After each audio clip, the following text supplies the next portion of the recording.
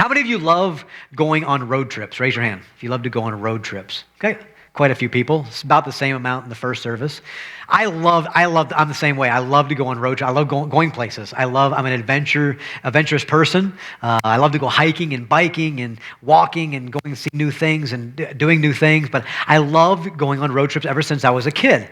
And when I was a kid, we would go on road trips. We didn't take very many family vacations, and if we did, it was always to grandmom and granddad's house, or Mimi and Pappy were the other ones. That's what we called them. I don't know where those came from, but they were Mimi and Pappy. And we used to go to their house as our two sets of grandparents, and whenever we would go there, it was always an exciting time. It was always that anticipation of, oh, we're going on a trip. Not in a little rocket ship like Little Einstein. You don't know that? There's no kids. Oh, come on, you know that one, right? Don't you? Oh, okay. All right, you got that one. But we go on these trips and we just have such a good time of anticipate. And you remember, if you're a trip person when you were a kid, you get that anxiety in your stomach, those butterflies of knowing that it's coming, and just all that anxiety builds up and all that excitement builds up inside of you, and you're about ready to burst. And then you get that feeling. I know that this is the way that I was a kid. Whenever I knew something was coming, I would get all giddy, and you start making stupid jokes, and you and your brothers and sisters will be doing stupid things, weird things, and crazy things, because all that excitement building up just makes you act weird. And so we would get that excitement, and we'd pack up our clothes, and we would pack up our suitcases and get everything ready. Then there was those times where Dad would he would set up all the clothes at the night before we went to sleep, or while we were sleeping. We wake up the next morning and we see these clothes laying all over the place, and our suitcases out, and we're like, really? Yeah, we're going to grandmom's house. Yeah. And we'd be all excited, and we would get all excited and get in the car and go.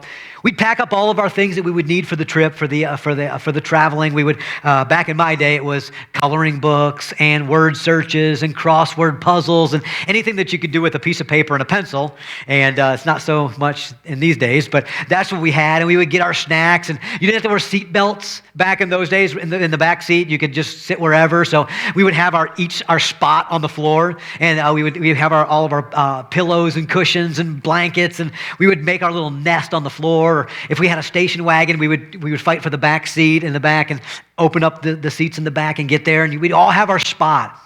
And we would lay down on the floor. You remember how you would lay down on the floor? How many of you slept in the bottom of the floor? You slept in the floor on the trips, okay? And you could lay your head down. You felt the warmth of the road and the engine and all the parts underneath, and you could feel the rumble of the road and hear the rumble of the road. It's just something that would put you to sleep. It was just so calming. I don't know why they don't let us do that anymore. I think it's called safety or something like that. But anyway, we would do that, and we would have so much fun, so much excitement about going on these trips. Then when I got older, I still loved to travel, and we had children. And we would do the same thing with our children. The anticipation, the excitement, the packing up. And now it's packing up its iPads and iPods and cell phones and video games and DVD players, and what I wouldn't have given for a DVD player on a trip. Oh my goodness. I got to watch Tom and Jerry nonstop for like 12 hours, and it would have been great. That thing would have been over just like that. These kids these days are spoiled. They just hook in, and it's like, oh, we're already there? Okay, all right, cool. But you would always have those trips, and you'd always go on those trips and get that excitement that is there. But there was always one constant on a trip. Always from the back seat, you would always hear these 4 words. Are we there yet? Are we there yet? And I'm going to speak about that this morning, because we're going to talk about the topic, and the title of my sermon is, Daddy, are we there yet? Because that's what I would say, Daddy, are we there yet? And we're going to talk about that topic this morning. I'm going to pull up a stool, and I'm going to sit down. Therefore, I might not be as loud. It's not going to happen. Not going to happen. I'll try to keep it down for you. But I just want to talk to our church this morning. And I want to, like Pastor Josh said, I want to be a little pastoral this morning. I just want to talk to you. Our church goes through things. We have loss of loved ones and issues in our families, health, and things that happen in our lives. And sometimes you just need to sit down and you just need to calm down and you just need to talk. And we're going to talk about that. Have you ever gone through something in your life and you wonder to yourself, is this ever going to end? You ever gone through something in your life and you look at your situation and you're like, when is this ever going to stop? Are we there yet? You ever catch yourself saying those words to yourself in your mind, or crying out to God? Am I ever going to get an answer? Is there ever going to be a conclusion to this thing? Or is this thing going to continue to go on and on and on and on? And you ask yourself the question, Daddy, Heavenly Daddy, are we there yet? There's things that come into your lives. There's illnesses in our church and in our world, things that you deal with on a daily basis, injuries that you had when you were a child that rear their ugly head when you get older.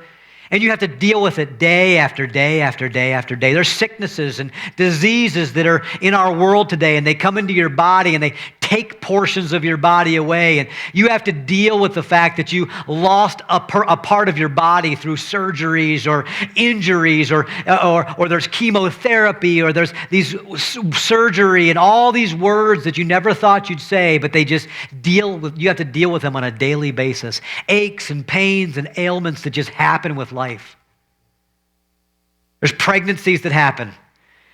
There's a couple of people in our church that are pregnant right now, and you're just like, all right, I'm 2 months in. Is this thing ever going to end?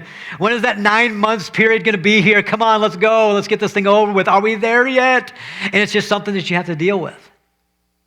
There's divorces that happen. Sometimes divorces are ugly. They rear their ugly head, and they're nasty, and they're mean, and they're hurtful, and you have to deal with it. And sometimes you look at yourself and you say, are we there yet? Is this thing ever going to end? Is it ever going to be okay? If graduations, our young people, they look forward to graduations, and you look at eager anticipation of things that are to come, and graduation on the way, and it's like, oh, are we there yet? We have children problems. We have issues with our kids, and we worry and we wonder, is everything going to be okay? And we ask ourselves, are we there yet? We wait for retirement. We're looking for our retirement years. Some people are getting to that age where it's like, okay, it's almost there. They get to their 50s and late 50s, and they're like, oh, it's almost retirement. In the 60s, it's like, oh, I'm almost there. And it's just, are we there yet? Can I stop working yet? Can I just live out the rest of my life in ease and pleasure and just in ecstasy? No, it's not going to happen. There's death of loved ones. You lose people in your life. People go on. They go to heaven. They die. You have to deal with that pain of that anxiety that's always there, that thought in your head always there, that grieving process. And you ask yourself, is it ever going to end? Are we there yet? You have financial struggles. You go through tough times with money, and you wonder, am I ever going to have enough money so that I can do the things that I've always wanted to do?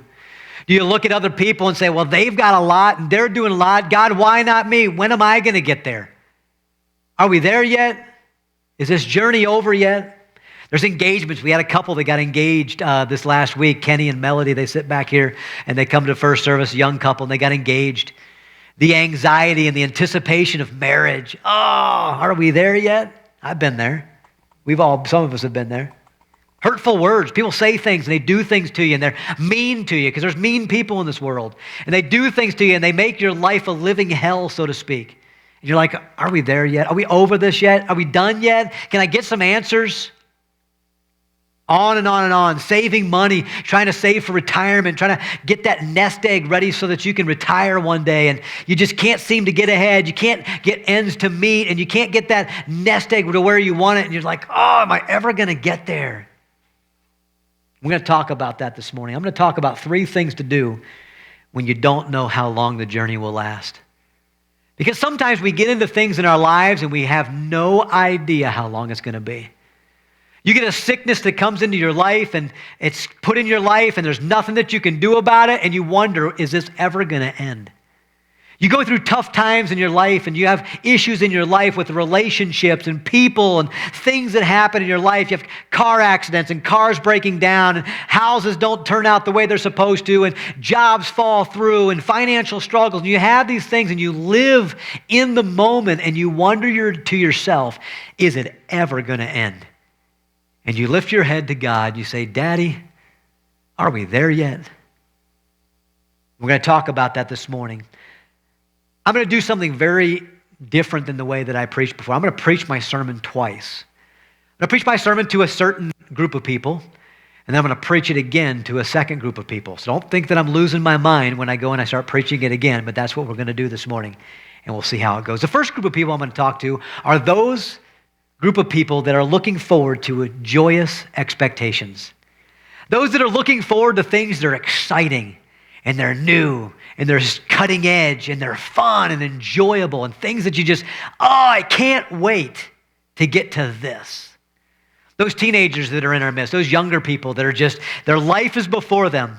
They've got everything out there before them. They're still in school, or they're just about ready to get out of school, and they're looking forward to graduating from high school in that eager anticipation of, man, I can't wait until I'm a senior, and I finally walk across that platform, and I get to be a graduate. I get to go on to college, start my career, and do all the things that I've wanted to do.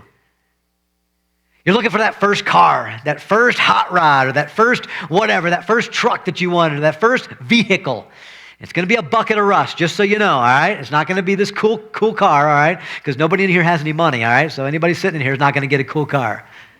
But you're looking forward to that neat new vehicle, that awesome vehicle, and you can't wait. You don't care what it looks like. You don't care what it is. It's just 4 wheels and an engine, and you don't care what it is. I get to drive around town now. I am cool. You're looking forward to that special someone that you meet, that person that you run into that's like, that's the one.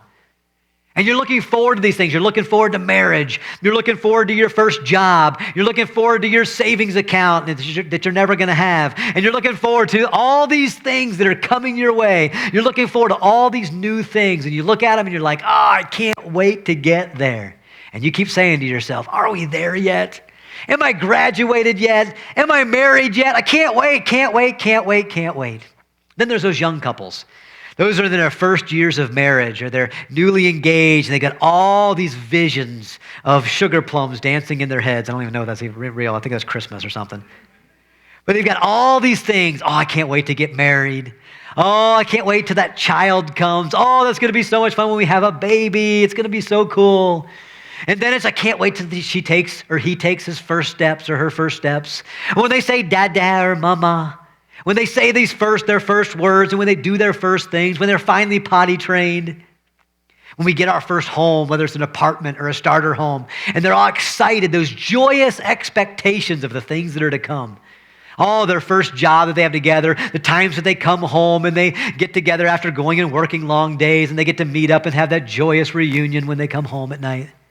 And that first burnt meal, and all those joyous occasions, those fun things that they're looking forward to. And they look forward to those things, and they're always like, are we there yet? And you had those middle-aged folks. The middle-aged folks that are, their kids are grown, they're maybe a little bit older in their teenage years, and they're looking for their career to finally take hold, and that finally to get that job that's going to get them to where they want to be. And maybe they're an entrepreneur, and they've started a new business, and they're like, I can't wait till it gets off the ground, and I can't wait till it is what I want it to be. And they're all that joyous expectation of these fun things that are going to happen. Family vacations, and finally got a little bit of extra money where we can do some things and have some fun. Finally going to have my forever home. I've been in an apartment, and then I have my starter home, and then maybe I got another one, and then I moved across country like we did, and finally I get to have my forever home. And those are those middle-aged where it's like, oh man, now I'm finally getting there. I'm finally getting those things. And all those expectations and those thoughts in your head of, man, I hope I get that. I hope we get there. Then you go on to those that are seasoned veterans of life. Got to be careful with what I say here, because I got in trouble the last time I said something, and I'm not going to say it again. Mature, you're very mature. Those that are mature of age, you're looking forward to retirement. You're getting to that retirement age, and you're like, I can't wait till I get there. And I get to stop working. I get to stop punching a clock. And I get to stop saying yes to a boss man on the job. And I get to have a little bit of financial freedom. And I get a little bit of life freedom where I can go wherever I want to go and do whatever I want to do. I don't have children at home. And I don't have things tying me down anymore, a time clock to punch, nothing. I just have that freedom to do whatever I want to do. I have grandkids that come over, and I can have them come over, and I can spoil them rotten and get them all riled up and then send them home to mom and dad. That's what I can't wait to do. It's so much excitement that's there. And all those eager anticipations, those enjoyments that are coming your way, and you're eagerly anticipating these things that are coming your way. I want to talk to you this morning. I'm going to give you 3 points from the Bible of what to do when you don't know where the journey is going to end. Because all of those things that I started, you're in the middle of them, you're in the midst of them, and you don't know where it's going to end. And you keep making the statement, Daddy, are we there yet? Daddy, are we there yet? Turn in your Bibles, if you would, to Psalms chapter 27, verse 14. I'll have the verses on the screen, if you will, if you don't have your Bibles. But if you do, turn your Bibles to Psalms chapter 27, verse 14. I'm going to read several scriptures to you here, 2 scriptures here, and then several throughout the message. The Bible says in Psalms chapter 27, verse 14, "Wait on the Lord. Be of good courage, and he shall strengthen thine heart. Wait, I say, on the Lord." Wait. You say, now, hold on a second. So I want to go somewhere. I want to be at a destination. I want to go, and the Bible's telling me to wait? Doesn't make sense. But a lot of times God doesn't make sense through your struggles. I'm going to read you another verse. Psalms chapter 47, verse 10. If you want to flip over a couple pages, Psalms chapter 47, verse 10. The Bible says here, "Be still and know that I am God. I will be exalted among the heathen. I will be exalted in the earth." Wait a minute now. So I'm on a destination, I'm driving and I'm going somewhere, and I'm being told to be still? Yeah, that's what God's saying. Young person that is on their journey and they're wanting to do these things and they're wanting to be married and they're wanting a new job and they want to have a career and they want to go to college and they want to do that. Wait. God says wait. Hold on. Be still and know that I am God. You see, this is what happened when I was in the car driving with my dad. We were on our journey. We were heading to Grandma's house, and we were excited, and that those fateful words come. You stick your head over the side. "Daddy, are we there yet?" And all daddies and mommies say, "Sit down, shut up, and hold on. We'll be there soon." Right? Sometimes in our lives, God has to tell us that as well. And he tells us that in these scriptures. Just sit down, Joe. Be still. Take it easy. We go through things in our lives, we get a little bit older, and we want this anticipation of, we see all these other people with things and big houses and nice cars and things, and we're like, I want that. Am I there yet? Are we there yet, Daddy? And God says, be still and know that I am God. I've got everything under control. I know where your path's going. I know how to get where we're going. You just need to sit down and shut up and let me drive the car. And that's what my daddy would do, and that's what you would do with your children. You just say, when those 4 words would come up, are we there yet? No, we're not there yet. We're still driving. But you just need to sit down, be quiet, do something, keep yourself busy, and just wait on me. God tells us to wait in confident expectation. He wants us to wait. We know that we're going to get to our destination. I knew I was going to get to my grandmother's house. I knew that was going to happen because my daddy was driving. My daddy's going to get me to where he said where we were going to go. It's just I wanted to be there now. And sometimes as Christians, sometimes as people, we get all wrapped up in what we want. And we want to be there now. Daddy, are we there yet? Are we there yet? Are we there yet? No. Be still and know that I am God. Just wait. Number 1, be still and wait. Number 1. Number 2.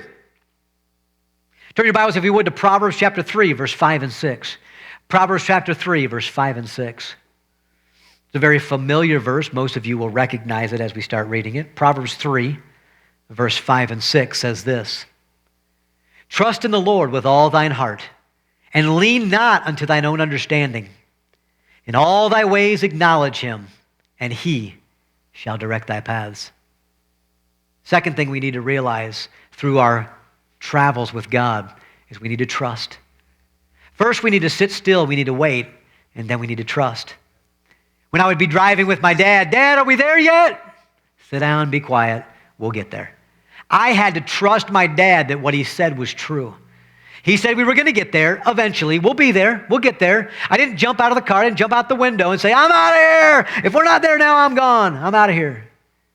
No, I sat back. I was still. I waited. And I had to put my trust in the fact that my dad would get me to our destination. As Christians, we need to do the same thing. You're on a journey. We're all on a journey. We're in the midst of something. And some of you are in the midst of joyous things happening. You started a business, or you started a new career. You started something. You're in something new, and you're looking forward to the end of the road. And you keep saying to God, "Daddy, are we there yet?" Daddy says, you got to trust me. I knew before the foundation of the world what was going to happen this day. I know where you're going. I know where your destination is. I know the path that we need to take, and I know the end result. You got to trust me. You got to trust that I have your best interest in mind. And that's what we need to do as Christians. We need to sit back and we need to take God at his word and say, trust in the Lord with all thine heart. And lean not unto thine own understanding, he says there in the second part of that verse. And what I'd like to say there is don't let your mind play tricks on you. So far too often, we like to take the things of this world, the things that we go through, and we like to fix them ourselves because we're the best at fixing ourselves. And so we like to try to take our own mind and put our own mind to it and say, this is how it's going to work out. I'm going to get this job, I'm going to make this amount of money, and then this many years, this is where I'm going to be. I'm going to meet this girl, we're going to date for this long, we're going to get married, we're going to have this many kids, and this is the way it's going to be. I'm going to move here, I'm going to live this place, I'm going to live here for the rest of my life, I'm going to retire here, and that's the way it's going to be. And God says, you got to stop. Lean not unto thine own understanding. Because God's ways are not our ways, and our ways are not God's ways. Our thoughts are not his thoughts. We are two totally different people. And God says, I need you to trust me. Get in the back seat, sit down, be still, and trust me that I'm going to get you to where you need to go. Kids, you're going to get there. You're going to get to high school. You're going to graduate. You're going to get a job. You're going to get married. You're going to have kids. If that's what God's plan is for you, it's going to happen.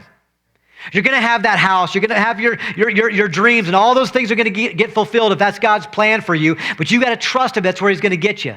You're going to get to retirement age. You're going to have grandkids. You're going to have all these things. If that's God's plan, it's going to happen, but you got to trust him that he's going to get you there. You started a new job and you think it's going to be great. It's going to be awesome. Okay, that's fine. Trust God that he's going to get you there. Going through some things in your life where there's some changes and this and that, trust God in that area. Number two, let God be a part of every area of your life. It says in the next part of that verse, in verse 6, it says, in all thy ways acknowledge him, and he shall direct thy paths. God's taking you down a path. He said, I want you to think about me all the time. I want you to acknowledge me in every area of your life. When you wake up in the morning and you're thinking about all this excitement, all these things that are coming your path and coming your way, oh God, that should be your first word. Oh God, I'm trusting you with this. God says, I want to be acknowledged. I want you to know that I'm there. I want you to know that I'm a part of everything in your life. I want you to tell me. In all thy ways acknowledge him, and he shall direct thy paths. Number two, I said trust. Number one, I said be still, wait. Number two, I said trust. Number three, turn your Bibles to Matthew chapter 26, verse 42. Matthew chapter 26. And verse 42. While you're turning there, I'll give you a backstory here. The verse we're going to read is where Jesus is in the Garden of Gethsemane, and he's praying, and he's asking God, if this is your will. He's getting ready to be betrayed by Judas. Judas is going to kiss him on the cheek, and the centurions are going to come get him. The soldiers are going to take him away. He's going to be wrongfully tried. He's going to be crucified. He's going to die on a cross. He's going to pay for all of our sins. This is the backstory of where he is. And Jesus, in verse 42 of Matthew chapter 26, he says, and he went away again the second time, and prayed, saying, O my Father, if this cup may not pass away from me except I drink it, thy will be done. What was Jesus saying here? Jesus was saying to God the Father, he was being our example here. He's saying to God the Father, man, this is a tough one. This is a big thing we're getting ready to do. I'm about ready to put my life on the line for all of humanity. Are you sure this is what you want to do? Because if this is my cup, I'll drink it.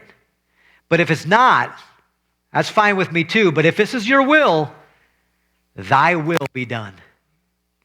And sometimes in our life, we got to take this example and we got to say to God, okay, these are the things that I'm dreaming about. These are these joyful expectations that are coming. I want to get married one day. Well, maybe that's not God's will for your life. I want to have 5 children and I want to live in a yellow house with a white picket fence. Maybe that's not what God's will for you is. And that's where we as Christians have to get to the point where we say, God, not my will, but thine. Thy will be done. You see, Jesus had to go through a very, very horrific scene. He's God. He knew what was coming. He knew the pain that he was going to suffer. He knew that he knew all of the things that were going to happen to him. He knew that the punching and the beating and the smacking and the spitting and all the things that were going to happen to him, he already knew it was going to happen because he's God. And I bet you that was a little bit of anxiety that was there. It was like, oh man, I know it's coming. I know one of my friends is going to betray me in a minute. That's going to be tough. It's going to be tough to handle when one of your friends comes and betrays you. They're going to be drug off, and about all these things are going to happen to me, and I know it's coming. And he said, God, if it's your will, Father, if it's your will, I'll do it. Sometimes we have to say to ourselves, yes, we have all this joyful expectation. We have all this, we're going to retire one day and I'm going to have all this freedom. And maybe that's not God's plan for us. Maybe we're not going to have a retirement. Maybe we're going to struggle all the way through. And God says, you need to give your will to me. We sit still and we let God know that we're just going to be quiet and we're going to wait on him. And then we trust him with our life and our path and our journey. And then we have to say to him, God, thy will be done. Thy will be done. Not mine, but thy will be done. What am I saying? Allow God to have his perfect will in your situation. Whatever it is that you're eagerly anticipating in your life, let God have his way. If it's graduation, let him have his way. Let him have his will. Thy will be done. But I want to be valedictorian. Thy will be done. I want to get married, and I want to be married in this beautiful place up in Tahoe, and this is what I want. This is what I see. Okay, dream. That's fine.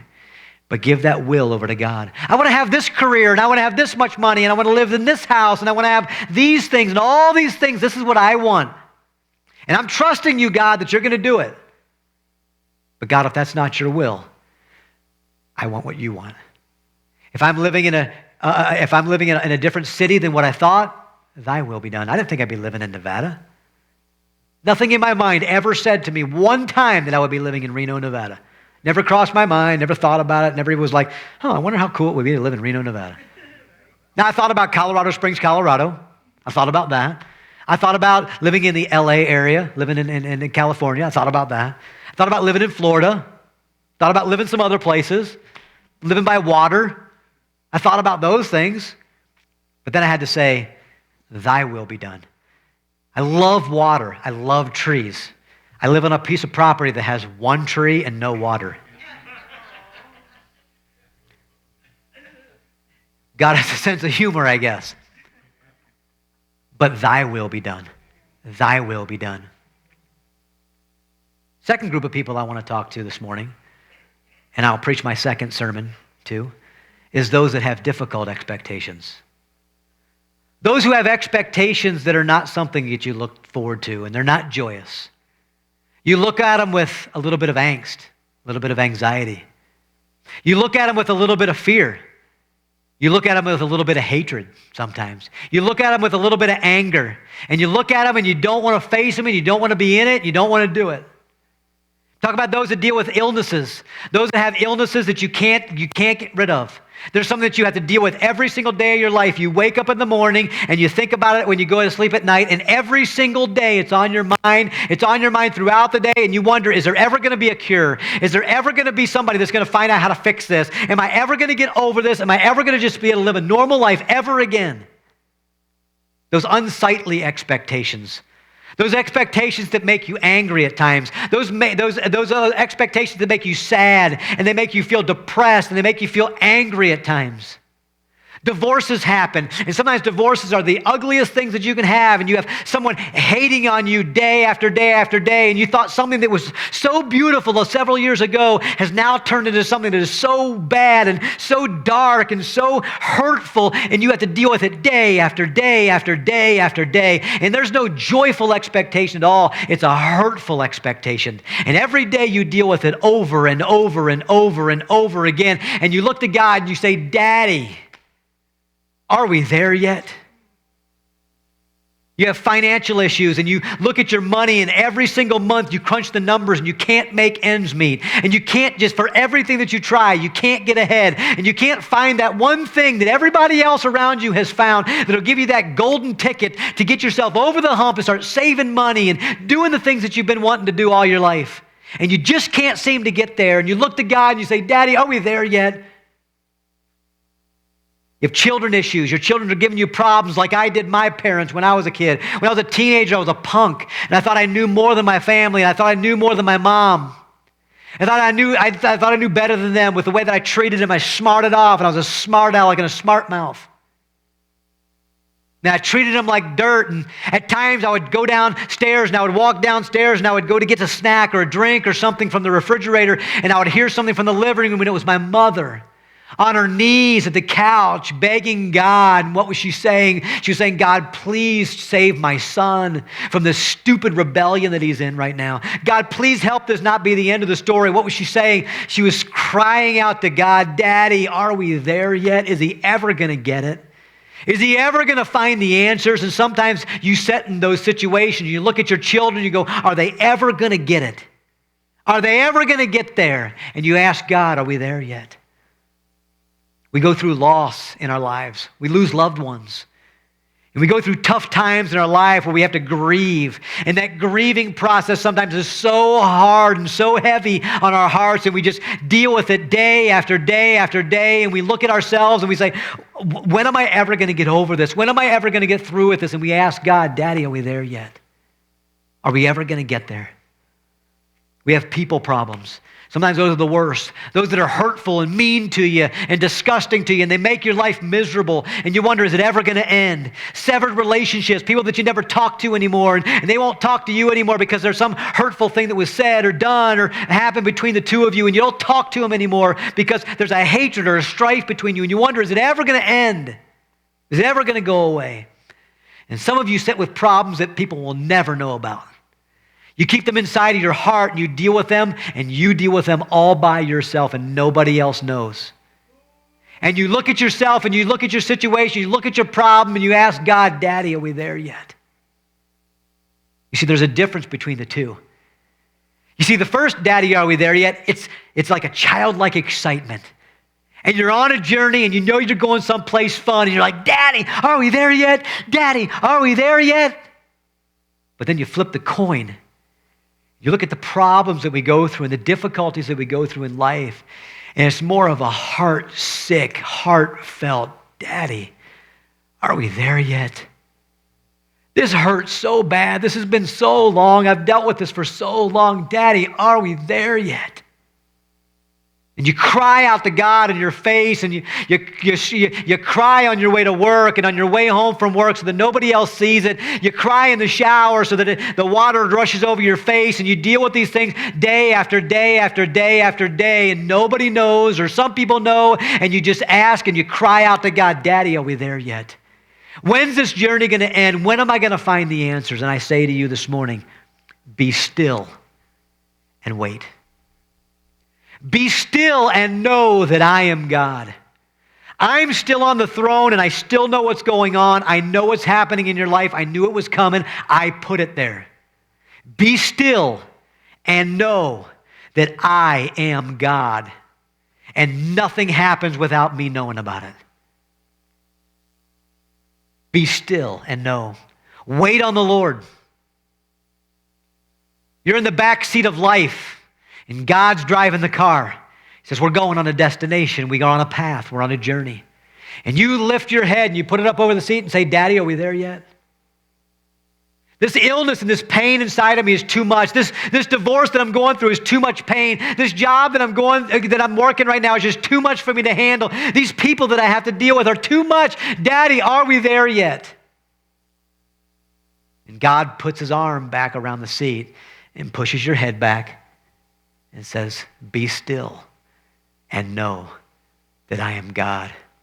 Wait. Wait on the Lord. I say wait. Sometimes when we go through difficulties in our life and troubles in our life, God just wants us to sit back and wait. He just wants us to be still. We like to go, and we like to go all willy-nilly. We like to do it ourselves. We like to fix our problem ourselves. And God says, wait. You're not going to get to your destination any faster by acting like that. You sit down, you be quiet, let me drive.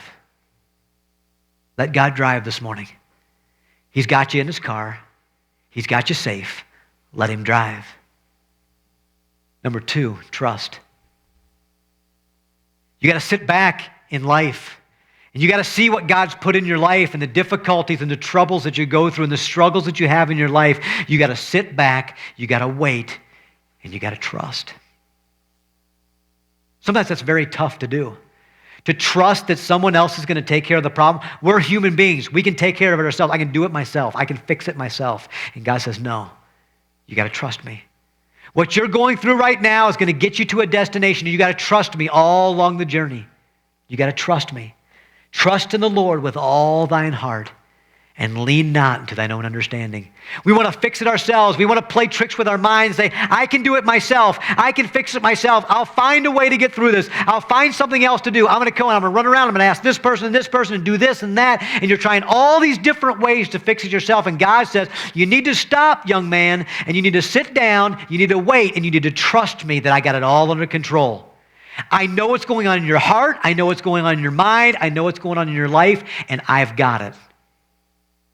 Here's what I want you to do. I want you to acknowledge me. I want you to think about me. In all thy ways acknowledge him, and he shall direct thy path. God says, sit down, wait, be still, and trust me. Trust me. Think about me all the time. When you get up in the morning, you think about your problem, think about me, because I put it there.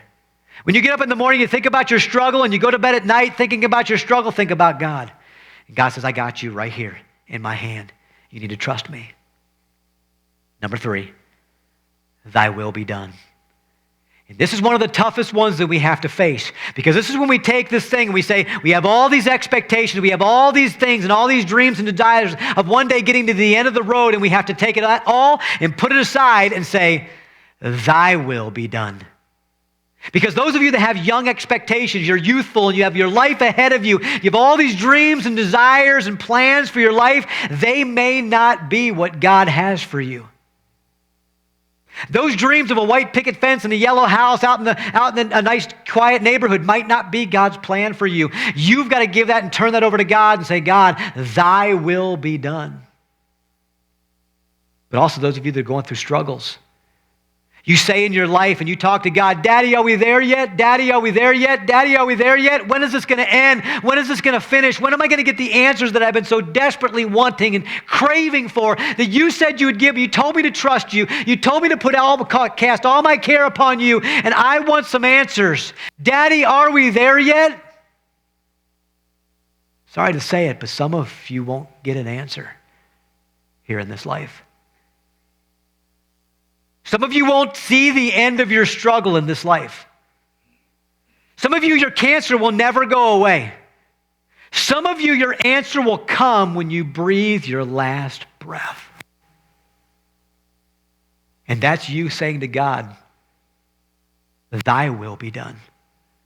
But this struggle hurts so bad, God. I want to get out of this so bad. This nasty relationship that I've had to deal with for years and years and years, I want it to end. I want it to be done.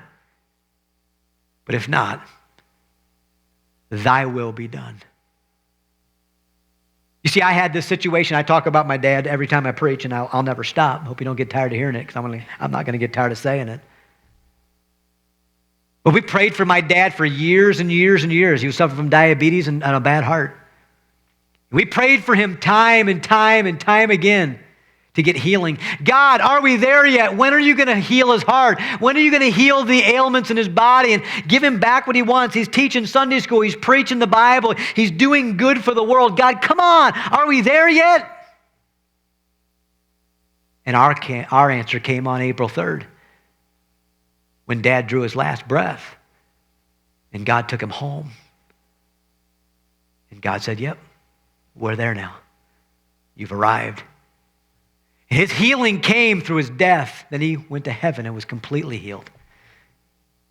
And some of you will go through things in your life, and you'll deal with things in your life, and you'll have hurts and pains that'll be in your life for the rest of your life. And you have to be willing as a Christian to give it to God and say, God, thy will be done. Not mine. Just like Jesus said, if that's what you want, God, that's what we'll do. Allow God to have his perfect will and way in your situation. Allow God to take your problems and your difficulties and your hurts and your pains and your fears. Give them to God and say, thy will be done. Some of you will get your answer here on this earth. Some of you will go through this. You'll say, God, thy will be done. In a few weeks, a few days, a few months, a few years later, you're going to wake up one day and the answer's going to be there. It's going to be, boom, wow, I got my answer. We're finally at Grandma's house. I'll wake up like I did on the floor. We finally fall asleep, and we wake up. We hear the crumbling of gravel beneath the tires. We hear the squeaking of the brakes and the stopping of the car. And we wake up and we look out and we see Grandma's house. And that excitement and that anxiety and that all the enjoyment that we were going to have, there was like, oh, we finally made it. We're at grandma's house, and I can still smell the smoke because they were big smokers. The smoke in their house and the smells that were there from grandma's Sensi's or whatever they had back then. And just the enjoyment of being there. And someday, some of you are going to get there, and you're going to be there, and you're going to wake up one day, and you're going to get off the floorboard of the car, and you're going to step outside the car, and you're going to be like, wow, I've arrived. I found healing for my illness. This pain in my heart with this relationship that I had that was broken is now mended. Oh, this financial problem is now broken through. And God, thank you so much. I'm glad I trusted you. I'm glad I waited on you. I'm glad I said whatever you want because, man, the journey was cool, but man, the destination was better than I could have ever expected. Some of you are going to get that. Others of you are not.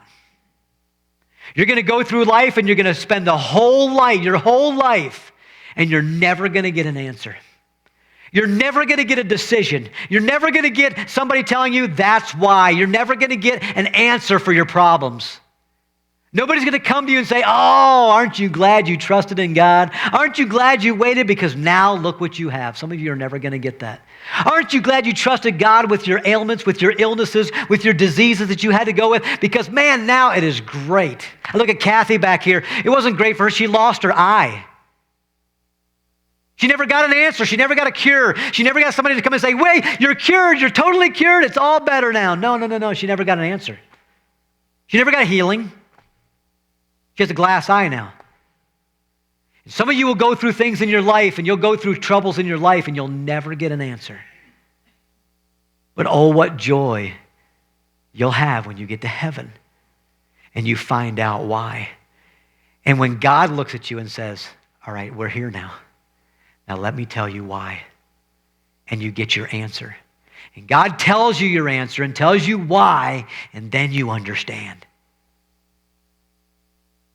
Have you ever looked at God and said, how long is this going to last? Have you ever looked at God and said, how long am I going to have to deal with this?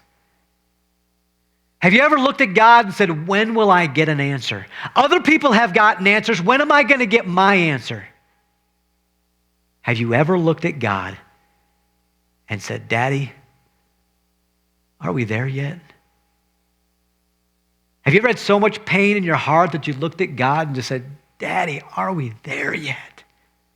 Not with joyous expectation, but a longing of, please, let me see the destination. Let me see the answer. Tell you this, be still and wait. Be still and know that I am God. Wait on the Lord. Trust in the Lord with all thine heart, and lean not unto thine own understanding. And say to God, thy will be done. It's the only course to take. He's got us on a path. He knows where we're going. He knows the end result. Why not just give it up and say, God, it's in your hands. It's a song we sing, leave it in your hands. All my failures, all my troubles, all my problems, I leave them all in your hands. God, I trust in you, and thy will be done. Let's pray.